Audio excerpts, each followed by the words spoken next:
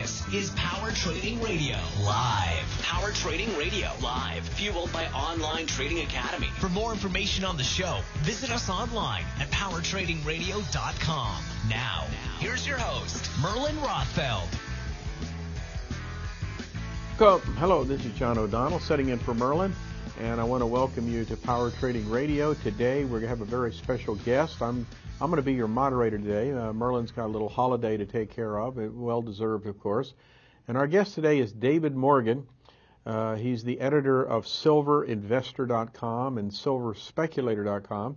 And David and I go back, several years, being that I used to be, previous to working with Online Trading Academy, one of my first career starts was to be introduced to Harry Browne. Murray Rothbard got me started in this on a book called How to Profit from the Coming Devaluation, Finding Freedom in an Unfree World.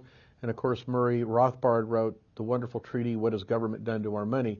But David and I had the opportunity to reminisce a little bit. How are you, David? Welcome to our show today. John, I'm quite well. Thanks for inviting me. You know, I have to tell you my favorite Harry Browne story. I know you became a very good friend of his. As far as I'm concerned, Harry Browne and Murray Rothbard had a great imprint, and they still are having an imprint on my career and my company. And basically, I met Harry when silver was about $2 an ounce. Murray was my mentor that really turned me on to the honest money movement. And I'll never forget the letter. One of the last letters that Harry wrote was "Farewell, my friend," and he got us in silver at $2 and got us out of silver at $38. This is pre-1980, and I had the opportunity to talk with Harry before he passed away and reminisced about that, and he told me that was the most depressing newsletter he ever had to write, "Farewell, my friend." Well, you may not know this, John, or you may, but it was actually the editor that said to Harry, and I got this straight from Harry's mouth, so, that had called him and said, hey, silver's, moving up towards, 50 or 40, whatever he said. It might be to take some profit. And Harry says, you know what, you're right. And they did. And Harry is one of the very few that got a, big chunk of the gains for his subscribers. He sure did. Whereas the silver guru at the time, which was Jerome Smith, once it hit in that range, was telling people, oh, no, it's not only going to 100, it's going to go to 200. So, in a way, it disserviced, obviously, to his followers. Not that he might have believed that wholeheartedly. Nonetheless, Harry was more practical and took profit. So thanks for sharing that story, John. It's great insight, and it's kind of one of those bulls make money, bears make money, but pigs get slaughtered. So it's a good reminder, I think, for all of us, no matter how long we trade these markets. To put that in perspective, gold had gone from roughly $42 to $8.50, and then it progressed to have a 20-year bear market. Silver had gone from, $1.75 to near $50 an ounce there in the bunker hunt fiasco days. And it progressed to then have a 20-year bear market all the way into 2000. How do you explain that, David? I mean, the supply and demand imbalance still went on, especially for silver, more so than gold. But how do you explain the fact that we went into a 20-year bear market in precious metals? And there are pundits out there today, I won't mention any names, that are forecasting that silver and gold could go back substantially below and at or approach their 2000 bottoms. Well, there's a couple reasons. On the silver side, once Jerome Smith wrote his last book, or the last one at least I'm aware of, he made a grave error, and actually had to read the book for the third time to catch it. In fact, somebody at a wealth protection conference asked me that exact question, John, and he had asked it of, the Harry Browns of the world that were still around. And so to give a little background for all your listeners, the silver market from, I don't know when, I'm going to say from like 1960 onward, had this very steadfast belief that supply wasn't keeping up with demand, and that there was going to be this eventual shortage, and the shortage was going to take the price sky high. take off all the honest money part and everything else. That was the basic premise. So you would read, no matter who was reading, James Sibbett, Let's Talk Gold and Silver, or Howard Rupp, or whomever. Basically, all were telling you the same thing. So I went back and, without really I had the question back in my mind. I just hadn't found the answer yet. Anyway, the point being that Jerome Smith, in I think Silver Profits in the 80s, said that there was going to be this big squeeze because the most silver that we've ever mined on an annual basis was like 365 million ounces a year. And if you go back and look at the data, you know what? The time he looked at what he was right. For, decade after decade after decade after decade, it had a ceiling, and that ceiling was about 365 million ounces a year. So if you project that from that point on, when the ink was drying on this book, it's around 85, if I remember correctly, you would project you're using this much, and the most you can get out of the earth is 365 million, and you are going to run into a huge gap. The problem was, about 3 days after that book started coming off the printing presses, there was a technical change in the mining industry, and silver and gold were much easier to release, and the amount of production increased and increased and increased and increased. So that wasn't noted by anybody, really. So that's what happened. You had a heat leach method that brought gold particularly and silver as well. You had different technology that brought these metals out much easier, much more cost effectively, and basically you had a huge increase in mining production. And that is one of the main reasons that this supposed gap that was just around the corner that everyone had heard for year after year after year after year never happened. So, for me, as, doing what I do, I always bear that in mind, that maybe it'll be economic for seawater at some point. I'm not saying that's true, but I'm not going to rule it out because I was around to see one of the, greats. I mean, Harry Brown worked for Jerome Smith. Not that one's better than the other. It's just a lot of people that aren't as old as we are, John, don't even know who he was, and that's okay. It's just that he really had a good intellect, great staff. I'd say probably more great staff than, super intellect. But nonetheless, he missed something very, very pertinent to the market. So that was the basic reason. The other was, there's more psychological. I mean, after Volcker killed gold with the high interest rates, and then Reagan came in and happy days are here again, everybody's making money, and the stock market started taking off. And then the ceiling on the stock market used to be 1,000. So all these things kind of combined. So the psychology shifted greatly, and us, honest money guys kind of like, they haven't really fixed the problem, but everybody's got a smile on their face. And I started looking for new opportunities and got into the cellular phone market very early on. And although I was still an investor, not at the level that my father was, my father did quite well, being an early adapter into the cell phone market. Of course, you look today with the iPhone and everything else, but in the early days, just the idea that you could have a phone that, you could, actually be those bag phones. And I know, John, you're about my age, but those were the early cell phones. But that market, of course, is humongous. I mean, it's ubiquitous now. It's everywhere. But, I digress, but I try to make the point, John, that's what happened.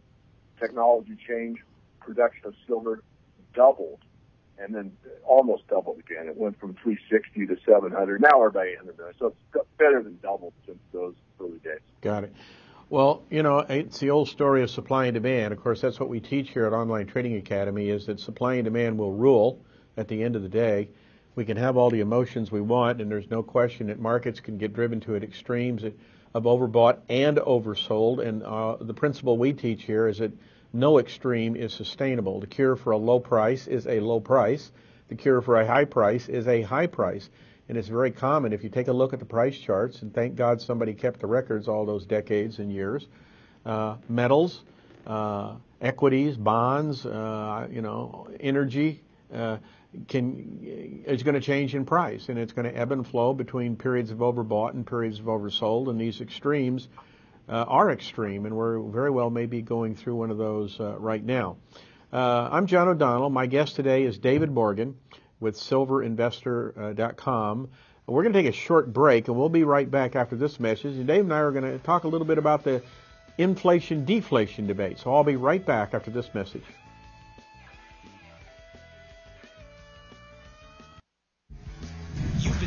to Power Trading Radio, live, fueled by Online Trading Academy. To learn more, visit us online at powertradingradio.com. Back. This is John O'Donnell sitting in for Merlin. He's taking a little weekend break.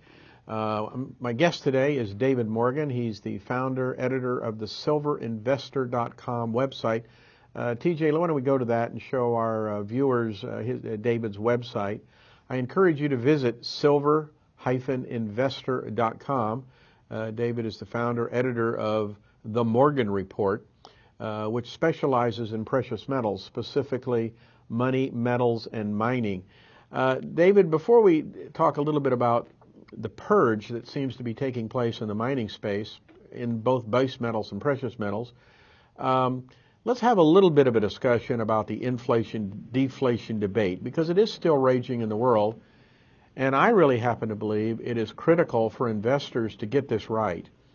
There are symptoms on the horizon, as measured by prices for many goods and services, that we are in fact in deflation in an environment where central banks across the world have been cheap and free with cheap available credit, propping up anything and everything within sight. Where do you stand on this inflation-deflation debate, and on where are we headed? Where do you see us in the cycle?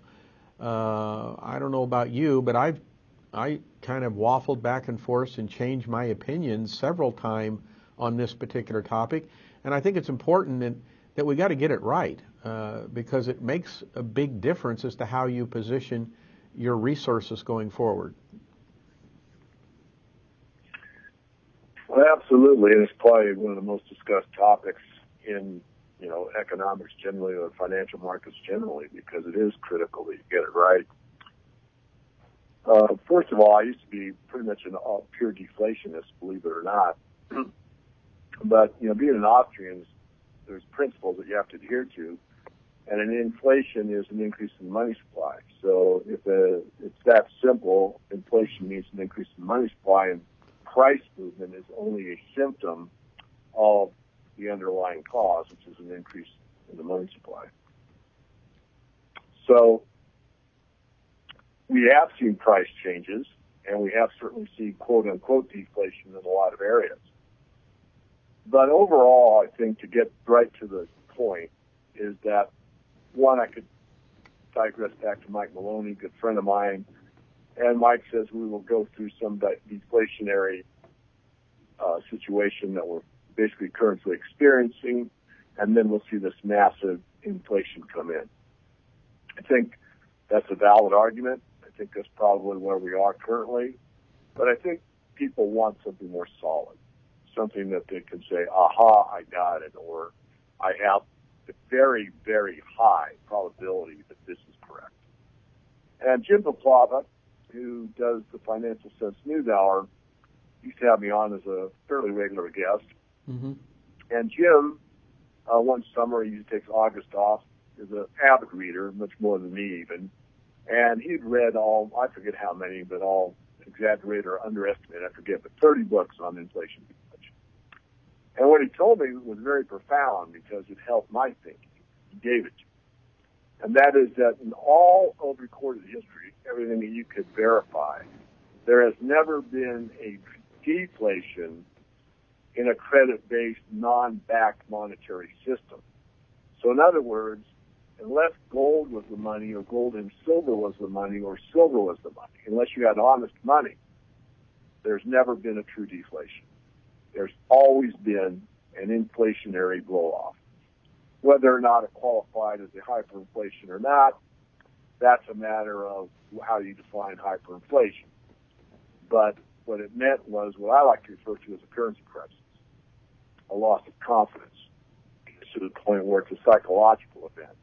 It's where the bond owners decide that these bonds are just a U.S. dollar in the future, and I don't trust what that U.S. dollar in the future is going to be worth. Give me that U.S. dollar today so I can spend it because I know what it's worth today. I don't want to hold on to it any longer. And I think that's where we're going to go, John. So I'll sum it up in a different way because I like to attack things from two perspectives, or three is better.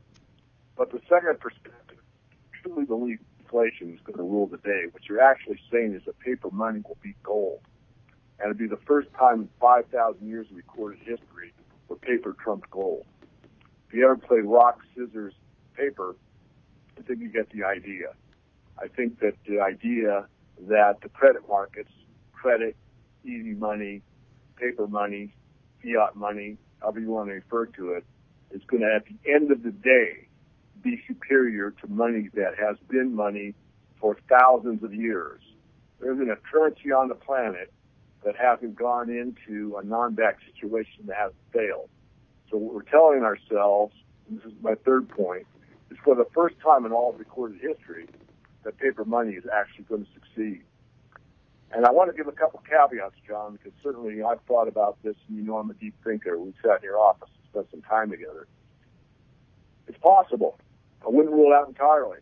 I mean, if they make cash illegal, electronic digits the only thing you can trade in, they put some kind of huge tax on the gold coins or whatever, they certainly could force a great deal, they could certainly force the majority into quote-unquote their system with very little avenues to escape. So I don't want to rule that out. You know, well, David, you didn't think of this. Well, there's something probably I didn't think about, but I certainly thought about it a great deal. So my vote is the Jim Paplava influence. There's never been a paper money that hasn't failed. There's never been a paper money that went into a deflation. And the fact that almost everybody is in the wrong side of the boat, meaning that, oh my goodness, look at commodity prices, they're failing, and you know, look at how great the stock market is. I think it's time to do what I said back in the 2000s. We're going through a time where we have to focus on what we need and not what we want. Anything that has credit behind it, be very, very careful. Anything that's real and tangible that's needed, pay attention to. You know, I find it interesting. Also, I'm an Austrian, and as you know, and there are some Austrians that would tell you today, since 1900, the U.S. dollar in purchasing power has already lost about 97% of its buying power relative to a basket of goods and services. And we've already had the hyperinflation when the paper currency loses 97% of its buying power. I mean, there's only 3% left. You know, I can kind of understand that. I also understand that technology can cause a great lift to increase the supply of something, like you so well articulated with heap leaching, increasing the supply of gold and silver. It helped precipitate an increase in the supply in an environment of relatively consistent demand, and we saw a tremendous decline temporarily in the price of gold and silver from 1980 to 2000. But since 2000 to where we are today, we've seen, even adjusted for the declines that we've had since 2011, we've still seen net silver prices and gold prices up, even after adjusted for inflation in real terms. My definition on inflation is a little different. Although I'm an Austrian, I took the time to look up the definition of inflation in the dictionary, and it says this: it's an increase in the money supply and credit relative to available goods and services. My only edit to that definition would be it's an increase in the money supply and credit mark to market relative to a basket of goods and services. And the only way that we're going to have deflation under that definition is that we would have to go through in the world a credit purge cycle, where those credit instruments, where the bond vigilantes show up and actually lower their bid on all those credit instruments outstanding, especially those like sovereign debt that trade in a public environment where you can get public price discovery. And that could also, I mean, you could have a contagion like we had in Greece spread to other parts of Western Europe, or even other parts of the world for that matter. And there could be like you say, a loss of confidence in credit, and the bond vigilantes could show up, and like overnight, like they have recently done with the credit instruments that have underwritten fracking bonds, also real estate. We saw those credit default swap trust agreements go into a deflationary period where people lost confidence in them to be a store of value, and they just pulled their bids. And literally overnight, there was deflation, and the entities had to take a hit to capital. So there could be these fits and starts of deflation, but I would expect in an environment like that, where there is a credit purge environment, that gold and silver would retain its momentum as a flight to safety trade, and that people would look for physical gold, physical silver, demand, take delivery of it, and wouldn't want anything to do with the counterparty risk of any kind of credit facility. Do you think that's a realistic scenario? Absolutely. I don't try to look at it as an inflation or deflation hedge, although Professor Jastrom proved really that gold's a better deflation than inflation hedge. The caveat there is that some of the study, gold was the money, so you didn't have a fiat system. David, but back on point. David, just hold that thought. Wait, hold that thought for a second, David. We have to take another break here. I kind of ran over, and they're shaking their finger at me here. So just hang on. We're going to take another short break, and we'll be back to carry on this conversation. This is John O'Donnell talking to David Morgan. You've been listening to Power Trading Radio, live, fueled by Online Trading Academy. To learn more, visit us online at powertradingradio.com. This is John O'Donnell back with David Morgan, our guest with the silverinvestor.com. David, let's talk about silver. There's two ways that I've had exposure to silver, even going back. I used to be in the silver reclamation business, but that being said, it's where I got started. I got started with Harry Brown. I've always had an emotional relationship because it was my first love, and I'm a trader, but at the end of the day, my exposure to silver has either been in the form of silver junk coins, dimes, quarters, and halves, minted pre-64, 64 before, a little bit of silver bullion, but silver wheaten, SLW. I have been perplexed with such a great company like SLW as to why they can get peppered so badly when in fact they don't really withstand a lot of the operating mining risks that the miners traditionally had carried. So can you give me a little clarity, at least from your perspective, what's going on with the royalty companies like Silver Wheaton?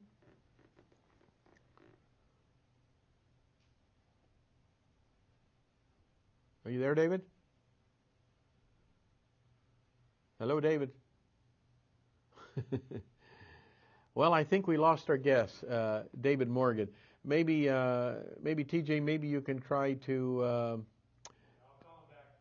ring him up again. But we were looking up. Let's pull up this chart here while we're looking it up. I have the spot symbol SLW. There are a couple of different ways to have exposure to silver. You can buy the junk silver coins, or you can own Silver Wheaton. Silver SLW is the symbol, trades on the New York Stock Exchange, has a market cap of about $5 billion. Trades about 4.8 million shares a year. And as you can see, if I go out to the max here on how Silver Wheaton has performed, it's been beaten down. We've seen Silver Wheaton go from $40 a share down to $12.39 a share today. So, David, are you back with us? Yes, I am.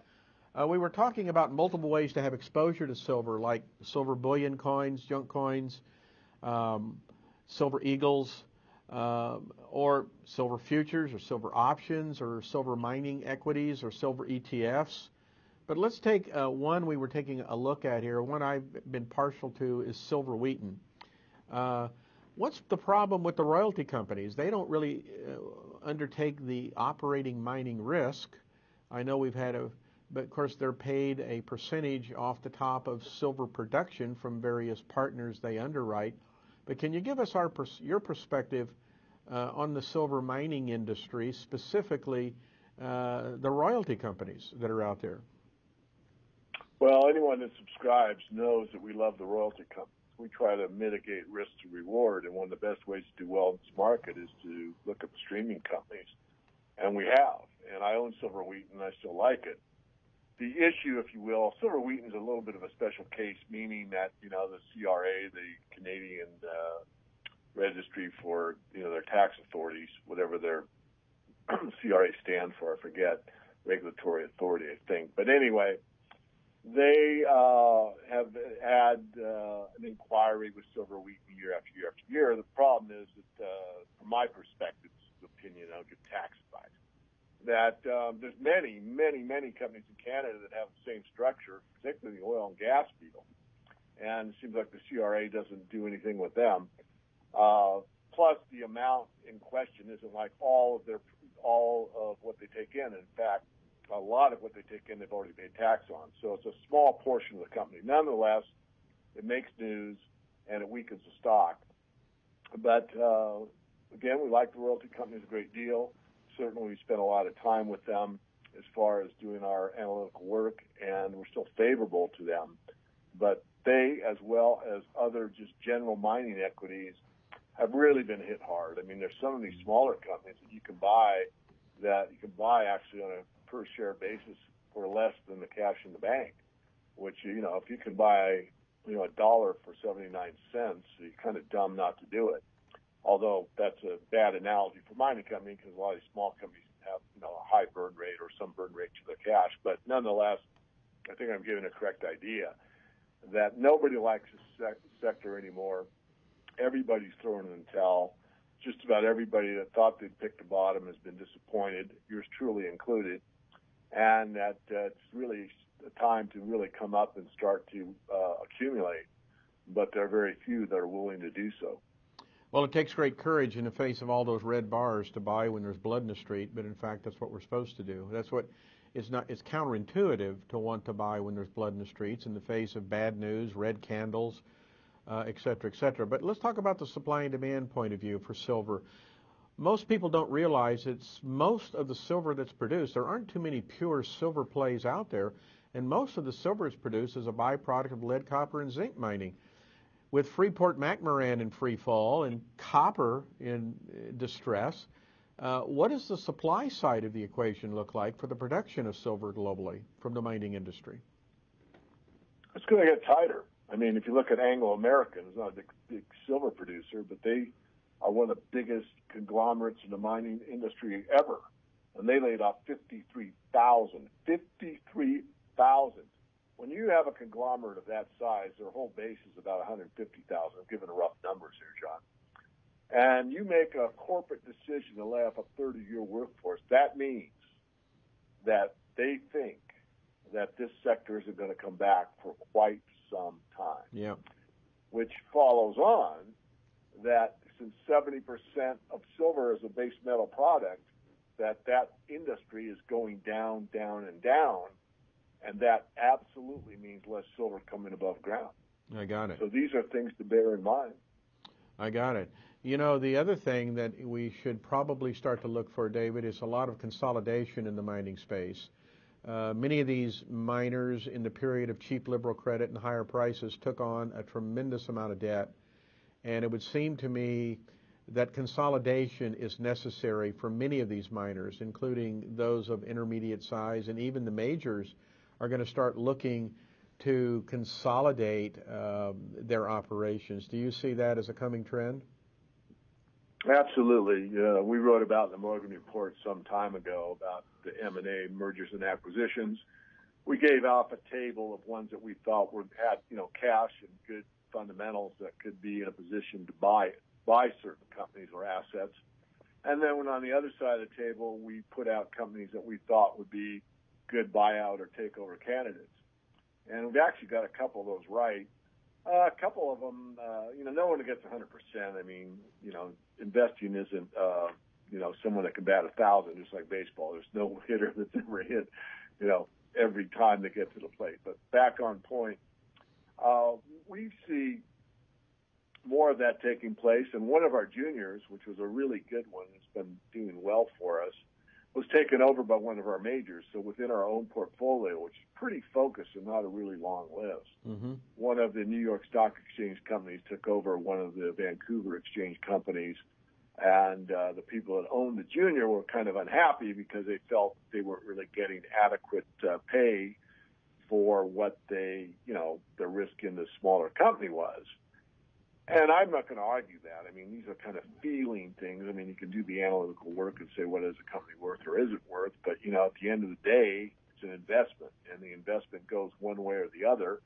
And I explain that, you know what, I'm not going to talk about your sentiment. What I'm going to explain is that they're both low, and you're getting stock in a New York Stock Exchange company that you've got options on. They have, you know, a little more, you have even greater liquidity, and you have upside potential still. So it's not like they're buying at the low and that this company that's taken it over and you got stock in is a dead deal. It's a very good company. Yeah. And it's actually lower. Here's what kills you, John. I'm sorry to use the word kill, but honest to goodness, this company I'm referring to, I had it at $4 when it was not nearly the company that it is now. It was, I don't even know if it's on the Toronto Exchange, but it was a smaller company. $4, and it was trading around $3.60, $3.70, $3.80. Finally broke the $4 level, went up to about 24. It's now an NYSE company. That company now is under 4, and it produces a lot of silver. It's got assets. It's well run.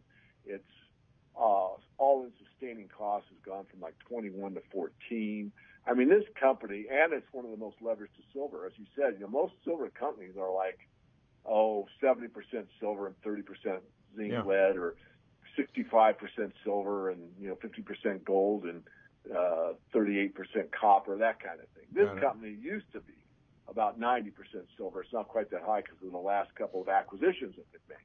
But the point is that it's very difficult and rather upsetting in a way that company could trade at $4 when it really was just kind of getting started and be under $4 now after all that they have. You mind sharing with us the name of that company?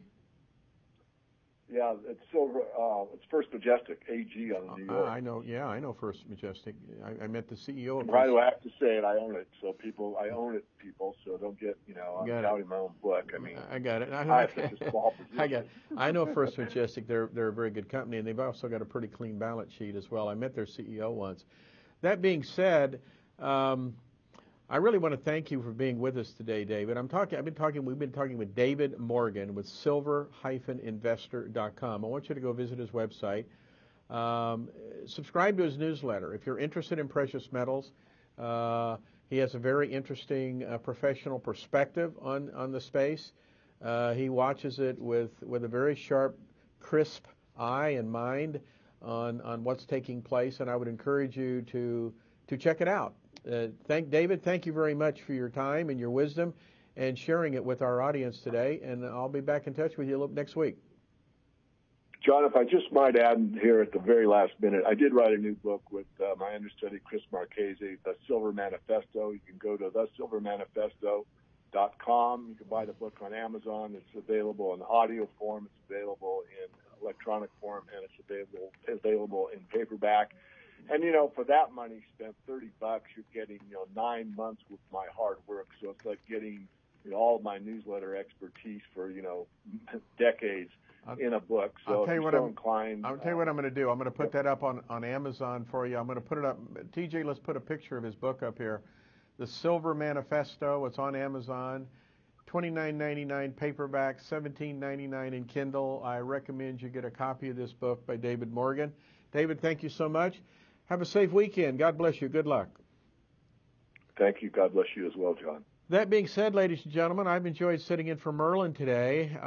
He'll be back on Monday, and Merlin's got big shoes to fill, but I hope you got a little perspective with precious metals. I go back to silver, as I said, back to the very, very early 70s. I started investing in silver. I had a silver reclamation business in the early 70s.